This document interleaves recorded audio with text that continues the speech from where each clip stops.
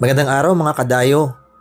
Bago natin umpisahan yung kwento, maaari ba akong humingi ng isang subscribe sa inyo?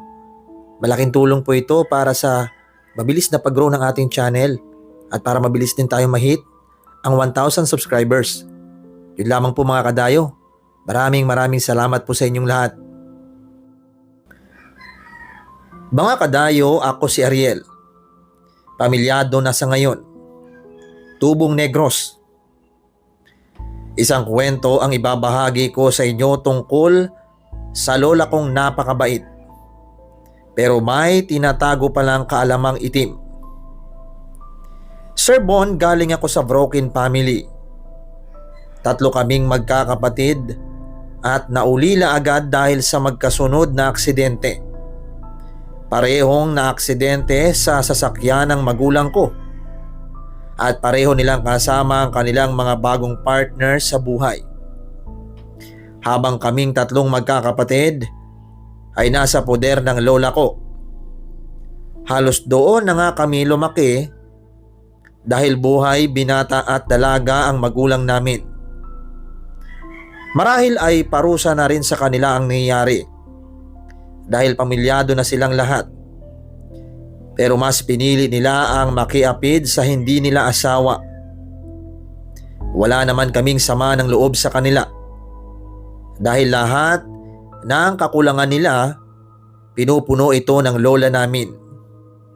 Mahal na mahal kami at ang turing sa aming 3 ay parang anak na rin. May isa pang anak ang lola ko. Kaya lang matandang dalaga ito. At nasa Amerika. Isang caregiver, kaya wala lang talaga ang apo niya. 10 taon nga ako nang maulila kami. At 8 at 6 na taon naman ang sumunod sa akin. At lahat kami lalaki. Hindi mahigpit ang lola ko sa amin. Dahil ang katwiran nito ay maaga na nga daw kaming naulila, tapos hihigpitan pa niya kami. Nagagawa namin, Sir Bon, ang lahat. Maglaro sa kalye at makipagkaibigan kahit pa sa mga batang kalye. Hindi naman kami mayaman pero hindi rin mahirap. Suportado naman kami ng tita ko at may paupahang bahay ang lolo ko. Kumbaga tama lang ang takbo ng buhay namin. At kahit kailan, hindi kami nagutom sa poder ni na lola. Ang side naman ng mama ko wala silang pakialam. Dahil alam nila ang side ni papa. Hindi naman kami pababayaan. Napakabait ng lola ko. Siya ang klase ng babae na mahinaong magsalita. Kahit kailan hindi namin narinig na magtaas ito ng boses sa amin. Buhat dumating kami sa poder nila, para bang sa amin na umikot ang mundo nilang mag-asawa. Kahit babaero ang aming ama. Hindi ito nakarinig ng masamang salita kay lola. Hindi maiiwasan na minsan sumama ang loob ko kay mama. Sa isip-isip ko, siya ang ina namin. Dapat hindi na siya gumaya pa kay papa. Pero buhat isilang ako. Nakamulatan ko na ang away ni na mama at papa dahil sa isyo ng kabit nila. At ang lola agad naman sasaklolo sa aming magkakapatid at kukunin kami. Kapag okay na ang gera ng magulang ko, ibabalik naman muli nila kami sa bahay namin. Ganoon umiikot ang buhay ng pamilya namin. Pero ang hindi ko malilimutan, inihabilin kami muli ng mama noon. Malaki na ako.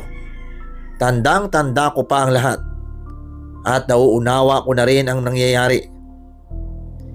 Yun na pala ang huli naming pagkikita.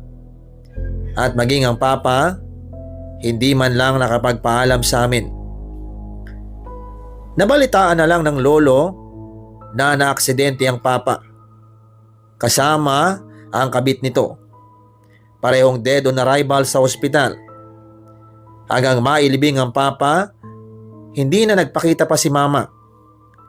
At ilang araw din lang matapos ang libing, nabulaga kami sa balitang wala na rin si mama.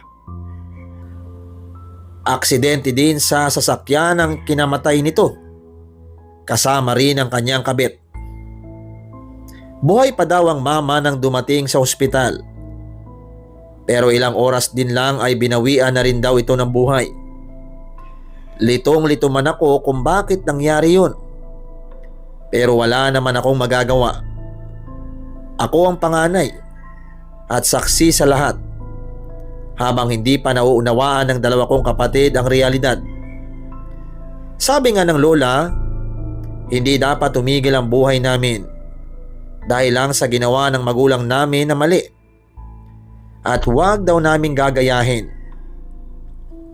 Taong 1990 nga nang mangyari ang isang malagim na pangyayari sa buhay naming magkakapatid. Habang nasa poder kami ng lola namin, at noong panahong yon, kamamatay lang ng magulang namin. Pasko noon at uso ang caroling.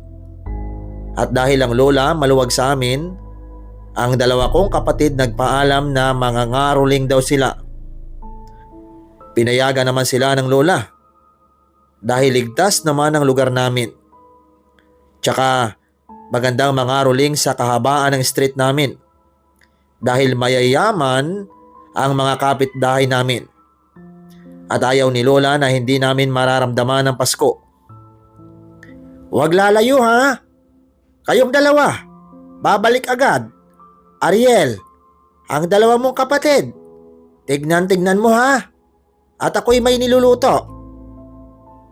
Sigaw ni lola sa akin. Nagkataon naman, nanonood ako ng TV at ayaw kong maabala. Tanaw ko ang pagtatakbo ng dalawa kong kapatid at napakasaya nila. Bit-bit ang pinitpit na tansan na sila din ang may gawa, at masaya na rin ako para sa kanila. Tumayo pa ako at sumilip sa bintana. Naririnig ko pang bumanat ng kanta ang bunso kong kapatid kahit mali-mali ang lyrics. Nagkatinginan pa nga kami ni lolo at nagkatawanan. Bumalik na nga ako sa panunood ng TV at abala na rin si lola. At wala pa ngang isang oras, may nagsigawan na nga sa labas ng bahay namin. Napapatakbo kami ni lolo at umiiyak na nga ang bunso kong kapatid, hawak ang kanyang binti. Duguan ito dahil naka-shorts lang ito. "Kuya, pinakagat po sa aso si Roy nung mayamang mag-asawa. Doon po sa kapitbahay ninyo. Maingay daw po kasi sila kaya sila pinahabol sa aso." Sigaw ng isang bata na kaibigan ng mga kapatid ko. At natanaw nga namin ang isang malaking aso na naghahabol pa rin sa ibang kabataan, habang ang mag-asawang may-ari nakapanood at tumatawa lamang. Agad namang si lola naghanap ng towel at tinalian ang binti ng kapatid ko at binuhat papasok ng bahay. 7:00 na ng gabi noon at natataranta na kami. Ang lolo naman, sinisigawan ng mag-asawa at sinabing bakit tumatawa pa. Gayong nakakagat na nga ang aso nila. Pero ang sagot ng mag-asawa, wala daw silang pakialam. Ang pagsabihan daw ni lolo ay ang mga kapatid kong patay gutom. Sigaw muli ng lolo, paano na ang apo niya? Dapat ipagamot at paturukan. Pero nagtawanan lang ang mag-asawa at pumasok na sa bahay nila kasama ang malaking aso at nagsara na ng gate. Sumigaw naman ang lola na unahin namin ang lolo na tumawag ng tricycle at itatakbo namin sa ospital ang kapatid ko. Pagdating namin sa ospital, wala nang malay ang kapatid ko. Sabi ng doktor sa ER, marami daw dugo ang nawala at ang rabies ay kumakalat na. Nagpanik na ang lola ko at nagkataon wala kaming hawak na pera noon na sasapat pambayad sa bills. Dahil nga marami daw na walang dugo, kailangan pang salinan ng dugo ang kapatid ko. At sobrang natagalan daw bago bitawan ng aso ang binti ng bunso namin. Kaya nabalatan nga ang binti nito at maraming dugo ang nawala. Halos naubos na ang hawak na pera ng lola ko. Kaya pinuntahan ng lolo ang mag-asawang mayaman at balak kausapin ito. Pero sa tagal ng lolo kong kumakatok sa gate, ay hindi siya pinagbuksan ng mag-asawa. Kaya napilitan si lolo na pumunta ng barangay at ipinatawag na ang mag-asawa. Umiiyak na si lola dahil nagkataon pang wala na daw available na panturok sa rabies ng araw na yon. Probinsya kasi ang bayan namin. Kailangan pang itawid ng kabilang bayan ng kapatid ko. Ang isa pang problema ni lola, hindi naman namin makontak ang tita ko sa ibang bansa dahil Pasko na nga at busy na ito. Wala naman agad mahiraman si lola ng pera dahil nga Pasko na noon at gamit na gamit daw ang pera ng mga tao. Lumakad pa ang mga araw, Sir Bon, at nakatatlong patawag na ang lolo ko sa mag-asawa sa barangay. Pero hindi pa rin dumating ang mga ito. Hanggang pagbalik namin ng ospital, bumula na ang bibig ng kapatid ko at namatay na ito. Natakot ako, Sir Bon, dahil hindi umiiyak ang lola. Niyakap niya ang kapatid ko at bulong ng bulong lang. Hanggang sa lamay at burol, hindi ko talaga nakitang umiyak ang lola. Ayaw din itong kumain at ang lolo ko nag-aalala na rin. Sinabi sa akin ng lolo ko na masamang magalit daw ang lola ko at hindi niya raw mapapatawad ang may-ari ng aso. Matapos ang libing, ang lola hindi na nagsasalita at lagi na lang itong nasa kwarto. Diyakap ko ito at sinabi kong papaano na kami pag nagkasakit siya. Sinagot niya kung magtiwala lang daw ako sa kanya at hayaan muna siyang magluksa. Dahil nga Pasko, awang-awa ako sa lola ko. Wala kaming handa. Nakontak man ng lolo ang tita ko, huli na ang lahat. Kahit nagpadala na ito ng pera. Kaming dalawang magkapatid laging nakabantay kay lola. At nahalata nga namin na araw-araw itong may binabasang maliit na librong kulay itim ang cover. Nagsasara na rin ito ng pintuan ng kwarto nila tuwing hapon. At kami naman ang kapatid ko, habang nakatambay sa labas, nadadaanan kami ng sasakyan ng mag-asawang may-ari ng aso. At tatawanan pa kami na para bang nakakaloko. Maging ang lolo ko pag nakakasalubong daw niya ang mag-asawa ay dinuduraan pa siya at tatawanan pa siya ng malakas. Saktong 1 linggo nga, buhat mailibing ang kapatid ko. Nagsimba kaming 4 nila lola. At muli, nadaanan kami ng mag-asawa sa daan. At tinigilan pa kami. At tinitigan na parang nakakaloko. Yun bang parang minamaliit kami. Muli kitang-kita kong bumulong na naman ang lola. At nakatitig lang ito sa mag-asawa. Matapos kaming magsimba, ang lola nagkulong na naman ito sa kwarto nila. At nang gabing yon, nagkagulo sa street namin. Dahil tumatawag ng tulong ang babaeng may-ari ng aso.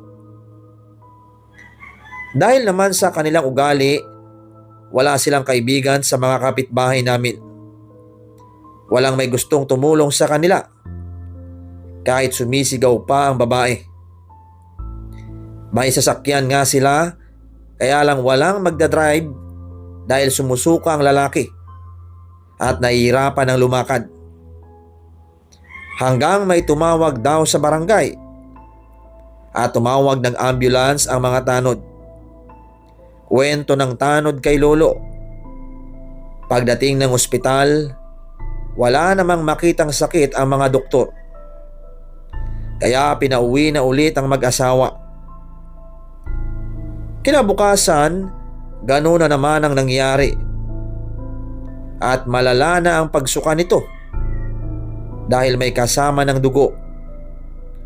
Halos hindi malaman ng asawang babae ang gagawin. Ang mga kapitbahay naman nila walang pakialam. Dahil nga sila din namang mag-asawa ay hindi mahinga ng tulong. Hindi sila marunong makipagkapwa-tao. Kami naman ni na lolo nanunood lang sa nangyayari. Bandang hating gabi, nagising na naman kami sa tunog ng ambulance. At paglabas namin, tanaw namin na sobrang daming dugo ang isinusuka ng lalaki. At ang babae naman, nawala na ng malay at lalong nagkagulo sa buong street namin. Napaisip ako sa nangyayari. Naisip ko ang lola at pumasok ako sa loob ng bahay namin at hinanap ko ang lola ko. Pagbukas ko nga ng pintuan ng kwarto nila ay bumungad sa akin ang lola na sa sahig ng kanilang kwarto at may nakasinding kandilang itim. Ang lola ay sobrang pawisan at bulong ng bulong habang hawak ang isang garapong itim.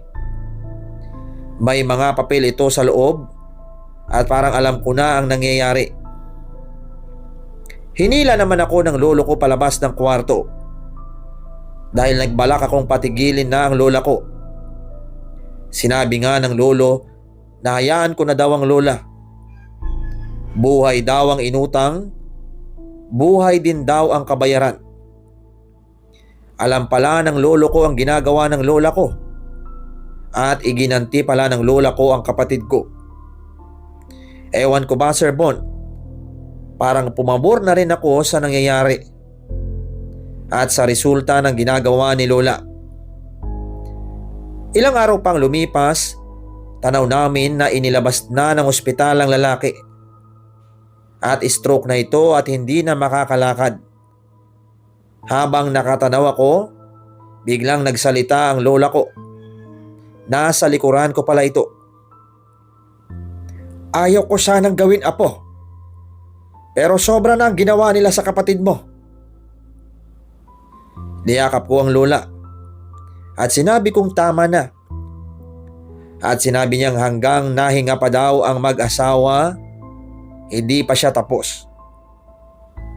Hahayaan daw muna niyang maghirap ang mag-asawa at maranasang maubusan ng pera. Hindi na nga ako nangialam pa, Sir Bon. Sa tanda ko noon, ilang buwan pa bago bumigay ang katawan ng mag-asawa. Naubusan sila ng pera at naglabas-pasok din ang mag-asawang babae sa ospital. Hanggang magpanabay silang namatay. Ang findings ng doktor, stroke at atake sa puso. Sa ngayon, Sir Bon, pamilyado na kaming magkakapatid. At 80 years old na ang lolo at lola namin. At hindi na naulit pang gamitin ni lola ang black magic niya. Ginagamit lang daw niya yon pag may nang argabyado sa kanyang pamilya. Kaya alam kong masama man ang gawaing yon, pero hanga ako sa galing at abilidad ng lola ko. Hanggang dito na lang, mga kadayo. At lagi niyong tatandaan, ang taong mabait ay masamang magalit. Mag-iingat po ang lahat. Salamat sa pakikinig.